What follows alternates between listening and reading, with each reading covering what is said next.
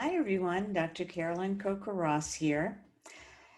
I just want to be talking to you today about a concept called healthism. And I know that our health it's at the top of most of our minds these days. And I myself contracted the COVID-19 virus, and I'm finally, after a month, almost back to normal, but still not quite, still having problems getting back my strength and endurance. So I understand this concern with health. But what I'm talking about is a different concept called healthism. I'm going to do my quote thing, healthism. So let's talk about that. And then in this video, I'm going to tell you about we're going to talk about what morality has to do with health. As well, why is healthcare or healthism creating more stigma for people living in larger bodies? And then why even the COVID-19 pandemic has been roped into some comments that may lead to further weight stigma. So let's get started. So health, in particular, behavioral health, like our behaviors that we do, whether it be how we eat or whether or not we exercise, etc., have all been bound up in morality. And this isn't something that's new. It's something that's been going on since the turn of the 20th century, where being thin was thought to be socially or morally superior. So this term of healthism is based on the philosophy that everyone is responsible for their health, but in a way that makes healthy behavior seem to be more morally superior. So this is a particular problem when we talk about body size. There's a feeling that your health is under your control, and therefore you must be choosing to live in a larger body.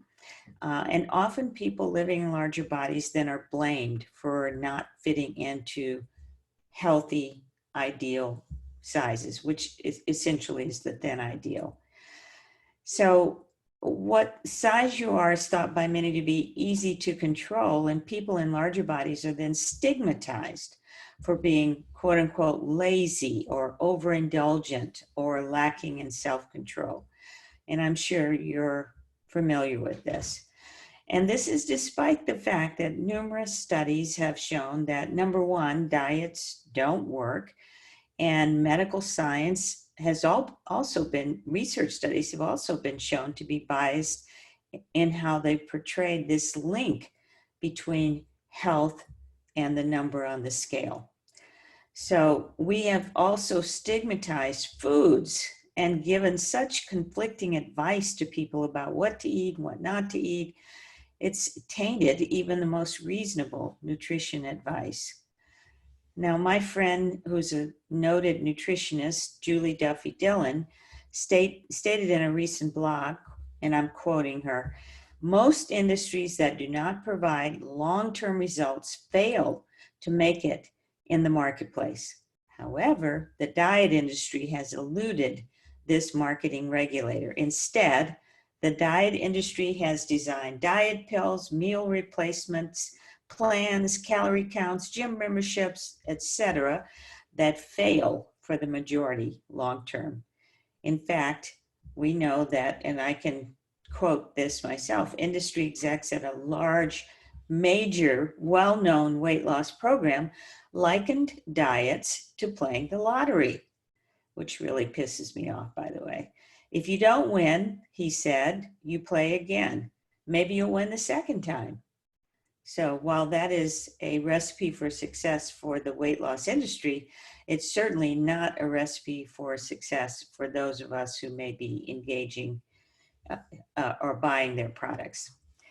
So we know that the problem is that moralizing about health creates weight stigma, which we know leads to discrimination of people living in larger bodies in many areas of their lives, whether it be the workplace, healthcare facilities, educational institutions, media, and in relationships. And it even affects children as young as 3 years old. So the presence of weight stigma has increased by 66% in the last decade. That's outrageous. And that's corresponding to the war on obesity, which, by the way, we were never going to win and we didn't win, so we shouldn't be doing that anymore. Weight stigma is rarely challenged and is felt by some to be necessary and justifiable because of the notion that healthism is that living in a larger body is a personal responsibility and that it's possible to shame someone into losing weight. And we know that that's not true. I mean, how many parents have shamed kids? How many teachers, PE teachers, coaches have tried to shame people into losing weight? And if they're successful, that can often lead to an eating disorder. So I want to just mention what's happening now during the COVID-19 pandemic, where weight is in the spotlight once again. Wow, what a surprise. So statistics have shown that those most vulnerable to infection and serious consequences of the COVID-19 virus tend to be older, and also those with obesity, that's their word, not mine, and chronic health conditions such as diabetes, high blood pressure, heart disease, and so on. So those hardest hit with COVID-19 right now are African Americans and Hispanics, who tend to have those chronic health conditions and also tend to be living in larger bodies. This is ignoring that many of the chronic health problems that they experience are the result of centuries worth of racial and ethnic gaps in health outcomes. Despite that, obesity is being targeted as if it's suddenly a new issue that should be dealt with because of the pandemic. So some physicians have gone on TV shows citing the fact that we should have a national Get Fit campaign in America.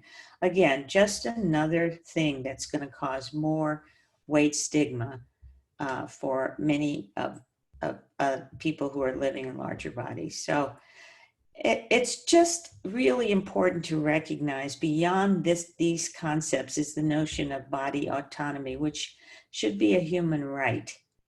But body autonomy means a person has the right to control their own bodies. So this begs the question, who are we to tell anyone how they should look, what they should eat, how much they should weigh?